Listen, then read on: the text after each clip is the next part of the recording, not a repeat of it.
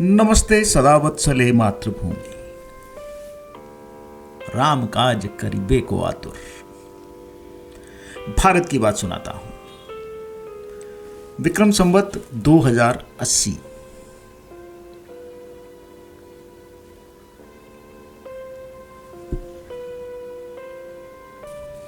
सन 1989 में श्री राम शिला पूजन से प्रारंभ हुई राष्ट्रीय अस्मिता की एक अद्वितीय यात्रा अब श्री राम जन्मभूमि मंदिर के भव्य निर्माण की ओर अग्रसर है। यह उस बलिदानी सौगंध का पूर्ण होना भी है जो भगवान श्री राम को अपना पूर्वज, अपना मार्गदर्शक और अपना आदर्श मानने वाले प्रत्येक भारतवासी ने सरयू का जल हाथ में लेकर खाई थी। 30 मार्च श्री राम नवमी पर विद्वान लेखक हरिशंकर मिश्र जी द्वारा लिखित लेख श्री राम शिला पूजन से लेकर शालीग्राम शिला तक श्री राम जन्मभूमि मंदिर आंदोलन की संघर्ष यात्रा। आप भी देखिए। मैं सरयू हूं, अयोध्या के युगों की साक्षी, पल पल की साक्षी। मेरी कलकल में अयोध्या का इतिहास सुनाई पड़ता है। मैंने त्रेता में रामराज का गौरव देखा। अपनी धाराओं में मिलती अश्रु धाराओं के बीच अपनी ही गोद में मर्यादा पुरुषोत्तम का महाप्रयाण देखा और इस युग में अयोध्या के मर्म पर आतताइयों का अत्याचार भी देखा। मैंने भावनाओं के उस ज्वार की तपिश भी महसूस की है जो अयोध्या की ओर जन समुद्र के रूप में उबड़ा और न्याय के मंदिर में तर्कों की परिभाषा भी सुनी है। अब मेरी धाराओं में शीतलता इसलिए है कि मैं हर दिन हर पत्थर को मंदिर बनता देख रही हूँ। राम शिला को शालीग्राम शिला में परिवर्तित होते देख रही हूँ और प्रतीक्षा कर रही हूँ उस स्वर्णिम पल की जब नैसर्गिक न्याय की जीत के रूप में भगवान श्री राम का मंदिर अपने गौरवशाली रूप में मेरे साक्षात होगा और श्रद्धा आस्था की अनंत हिलोरें अपने इष्ट को प्रणाम कर रही होंगी। दूर 1988, 1989, 90, 92 उन सब का मैं भी प्रत्यक्षदर्शी रहा हूं। हरिशंकर मिश्र जी के इस लेख के साथ मेरे भाव भी जुड़े हैं और आज इस शुभ अवसर पर उन सभी पुरानी यादों को आपके साथ ताज़ा कर रहा हूं। इतिहास की कलंक गाथाएं अनवरत संघर्ष, संकल्प और बलिदान से ही मिटती हैं और श्री राम जन्मभूमि मंदिर की यात्रा शुरू होती है उस क्षण से जब अयोध्या में प्रथम शिला पूजन हुआ और श्री राम जन्मभूमि मंदिर के लिए भावनाएं आंदोलित हुई। यह पराभव से पुनर्भव की यात्रा का सूत्रपात था जिसमें राम काज कीने बिना मोह कहाँ विश्राम का संकल्प सूत्र निहित था। यह सूत्र संकल्प शिरोधार्य कर असंभव को संभव बनाने वालों की पूरी पांत पीढ़ी रही है। 19 अगस्त 1989 को जगतगुरु स्वामी शांतानंद ने जब प्रथम शिला का पूजन, इन शिलाओं का मंदिर के रूप में स्थापित होना अति दुरूह और दूर की कौड़ी प्रतीत हो रहा था। इसके बावजूद आस्था के शीर्ष केंद्र का गौरव वापस दिलाने का अभियान पूरी दृढ़ता से आगे बढ़ता गया और समय समय पर इसकी डोर विभिन्न हाथों में होती हुई श्री राम जन्मभूमि मंदिर आंदोलन में प्राण फूंकती रही।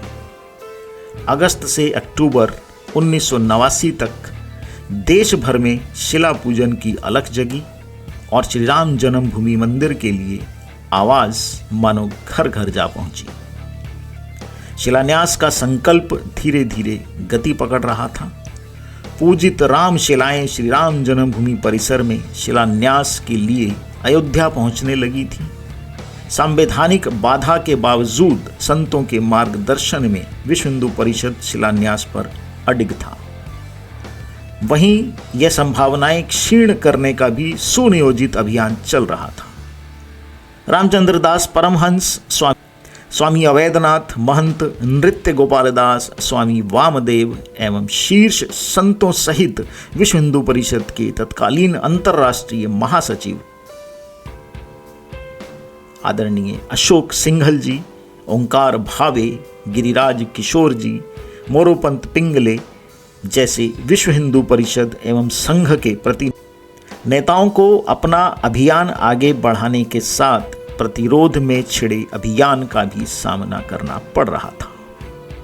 इसके बावजूद पुनर्भव की यात्रा निरंतर आगे बढ़ती गई। 10 नवंबर 1989 को शीर्ष संतों, विश्व हिंदू परिषद नेताओं और बड़ी संख्या में राम भक्तों के बीच बिहार में रहने वाले अनुसूचित जाति के कामेश्वर चौपाल से सामाजिक समरसता का संदेश देते हुए श्री राम जन्मभूमि मंदिर का शिलान्यास किया और देश में भावनाओं का ज्वार उमड़ पड़ा। यही वे क्षण था जिसने जातियों में बटे समाज को राम के लिए बेड़ियां तोड़ने पर विवश किया। कामेश्वर चौपाल ने नारा दिया था, रोटी के साथ राम, जो लोगों के अंतर मन तक गया। कामेश्वर चौपाल वर्तमान में श्री राम जन्मभूमि मंदिर का निर्माण करा रही संस्था श्री राम जन्मभूमि तीर्थ क्षेत्र ट्रस्ट के सदस्य भी हैं।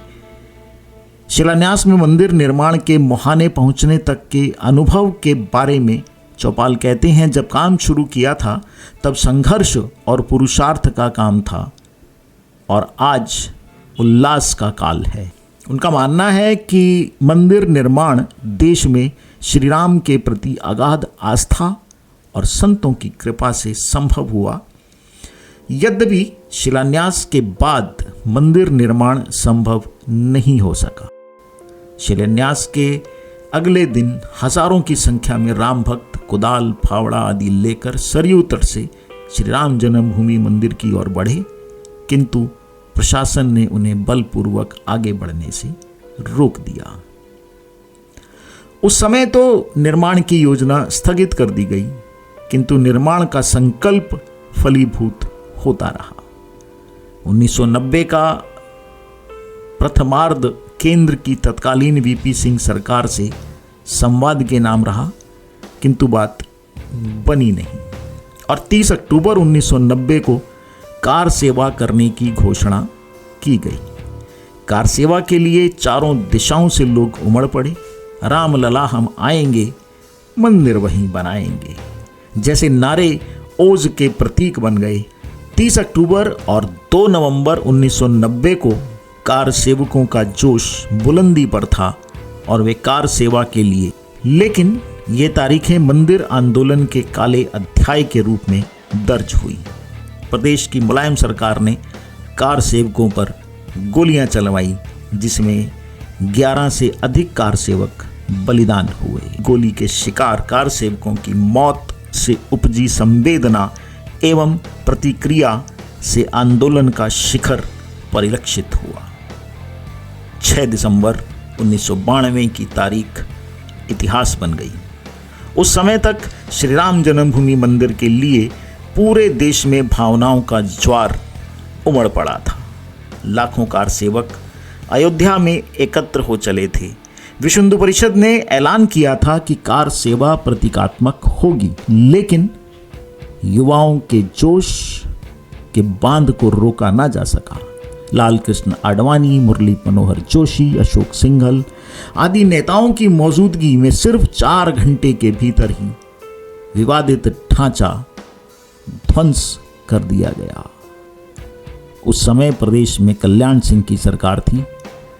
कल्याण ने इसकी जिम्मेदारी लेते हुए त्यागपत्र दे दिया, लेकिन मंदिर निर्माण की एक बड़ी बाधा दूर हो चुकी थी।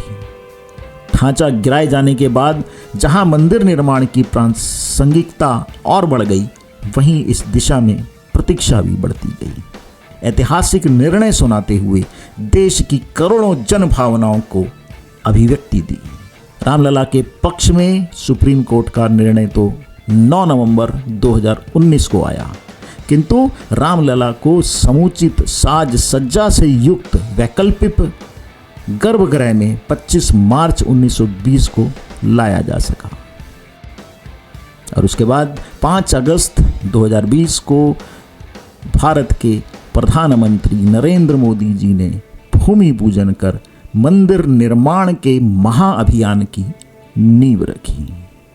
आज यह अभियान लक्ष्य के अनुरूप भव्य मंदिर के रूप में सज्जित हो रहा है। रामशिला में आगे बढ़कर उस शालिग्राम शिला तक आ पहुंचा है जो रामलला की मूर्ति निर्मित किए जाने के लिए प्रस्तावित है।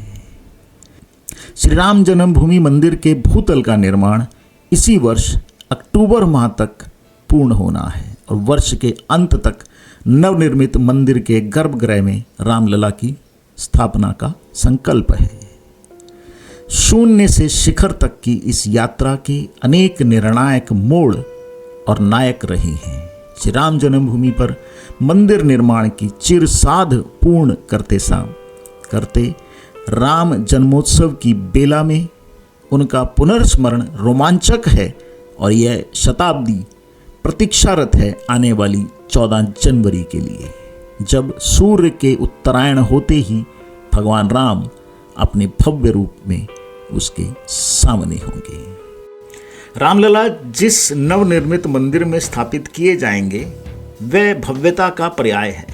यह मंदिर 360 फीट लंबा, 235 फीट चौड़ा एवं 161 फीट ऊंचा होगा। मंदिर के भूतल का 75% काम हो चुका है। इसी वर्ष अक्टूबर तक राम मंदिर के भूतल का निर्माण पूर्ण करने का लक्ष्य रखा गया है। मंदिर के 21 फीट ऊंचे मुख्य अधिष्ठान पर भूतल के लगभग सभी स्तंभ स्थापित किए जा चुके हैं। जिस केंद्रीय कक्ष में रामलला की स्थापना होगी उसका भी निर्माण अंतिम स्पर्श पा रहा है। मंदिर निर्माण क्षेत्र और उसके प्रांगण के क्षेत्र सहित कुल 8 एकड़ भूमि को घेरते हुए एक आयताकार 2 मंजिला परिक्रमा मार्ग के रूप में परकोटा निर्मित किया जा रहा है। इसी के पूर्व भाग में मंदिर का प्रवेश द्वार होगा। इसे भी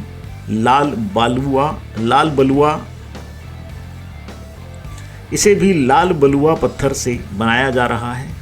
यह परकोटा भीतरी भूतल से 18 फीट ऊंचा है और चौड़ाई में 14 फीट होगा। सरयू के भूगर्भीय प्रवाह से मंदिर की नींव बचाने के लिए दक्षिण, पश्चिम और उत्तर दिशा में रिटेनिंग वॉल का निर्माण भी चल रहा है। सबसे निचले तल पर इसकी चौड़ाई 12 मीटर है। रिटेनिंग वॉल की ऊंचाई 14 मीटर है। मंदिर निर्माण के साथ तीर्थ सुविधा केंद्र भी निर्माण किया जा रहा है। यह 25,000 तीर्थ यात्रियों को आवश्यक सुविधाएं प्रदान करेगा। इससे पूर्व की दिशा में मंदिर से जुड़ते मार्ग के निकट बनाया जा रहा है। इस यज्ञ में हमारे साथ वो ना होंगे, महंत रामचंद्र दास हमारे बीच नहीं होंगे। श्री राम जन्मभूमि मंदिर आंदोलन को गतिमान करने का श्रेय जिस हस्ती को जाता है, विश्व हिंदू परिषद के अंतर्राष्ट्रीय अध्यक्ष रहे माननीय अशोक सिंघल जी हमारे बीच नहीं होंगे। भारत की बात सुनाता हूं। राम काज करीबे को आतुर, आज के इस राम को समर्पित यज्ञ की यहीं पर आहुति देता हूं और आप सबसे आग्रह कि यदि मेरा प्रयास पसंद आए तो इस वीडियो को शेयर जरूर करिएगा, क्योंकि शेयर करने से खुशियां बढ़ती हैं। आपके कमेंट्स हमारा उत्साहवर्धन करते हैं कृपया कमेंट्स ज़रूर करें।